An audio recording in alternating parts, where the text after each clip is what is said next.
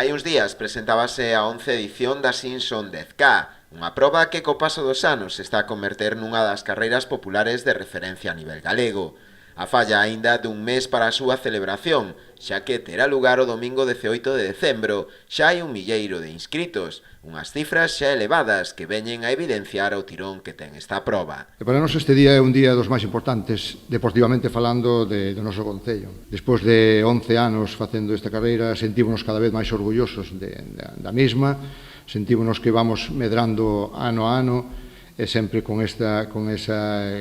afán de protagonismo e de facer que o Concello de Portodosón se fale dele en todo Galicia, en toda España incluso, para nós é moi importante. Estamos falando de un concello de 9.000 habitantes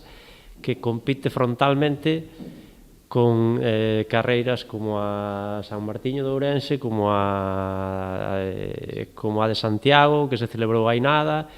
e todo iso é simplemente por facer ben as cousas, non? A organización anunciou tamén o nome do corredor convidado este ano. Neste caso, trátase do atleta internacional Reyes Estévez, que se suma á longa lista de grandes corredores que xa tomaron parte nesta carreira, como o caso de Martín Fiz, Chema Martínez ou Adrián Ben, entre outros. Que este ano será Reyes Estévez, calquera que este no mundo do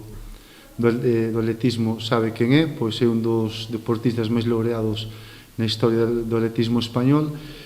e bueno, seguimos un pouco con esta política de intentar traer un atleta destacado, para que, aínda que a carreira Simpson xa ten un nome de por sí, sempre axuda a dalo a coñecer a